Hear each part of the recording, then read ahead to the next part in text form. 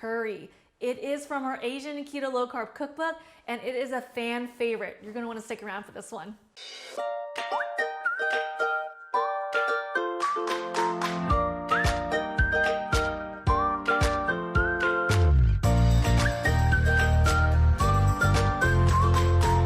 And if you did purchase the book, thank you so much. And if you wanna follow along, it is on page 42. Ingredients you'll need coconut oil, you'll need fish sauce. This is a 3 Crab brand. This is our favorite. It tastes absolutely amazing. Doesn't taste like fish in anything that you put it in, just kind of FYI for those that are new to Asian cooking. It adds such a different element. Absolutely must have. Organic coconut milk. This is from Native Forest here. This is the unsweetened and it is low carb.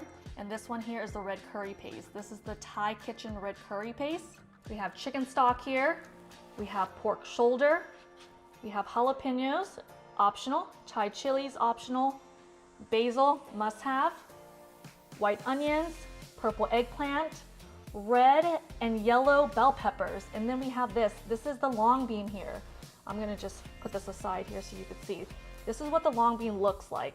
If you can't find them at your regular supermarket, go ahead and just use regular green beans.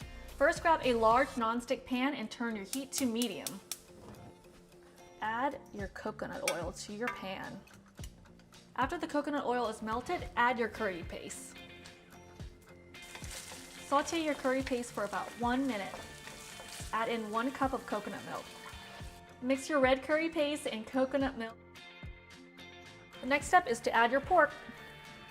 You're gonna saute this for about 5 minutes. We like to cook the pork in the red curry and coconut milk mixture because it allows the pork to absorb the flavors of it.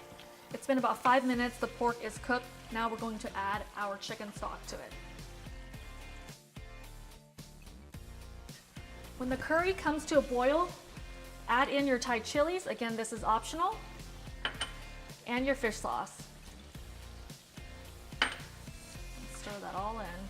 After about a minute, add in your white onions, your eggplants, your red and yellow bell peppers, and your long beans.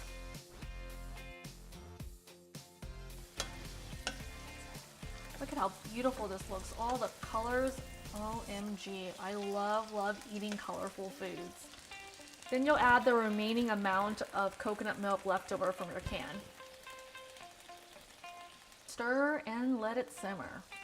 We let our curry simmer for about 4 to 5 minutes. Again, this is your recipe. You make it to your liking. It all depends on how well done you like your vegetables. We like ours on the more al dente side. We're gonna add our jalapenos. This is completely optional. And our basil to top it off. This is a must. Don't skip the basil. We're just going to gently fold in the basil and the jalapenos. Basil just adds so much to every single dish. It is one of my favorite herbs. And there we have it. Red curry. All right, we're done cooking. It is tasting time. Let's go.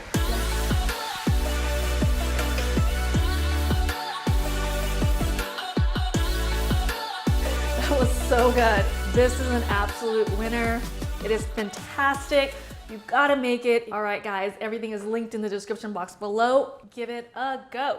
And that is how you make red curry. If you did not hate this video, give it a thumbs up. If you have not yet subscribed, be sure to click that subscribe button. Also ring that notification bell if you want to be part of the notification squad. As always, I love hearing back from you, so drop me a comment down below.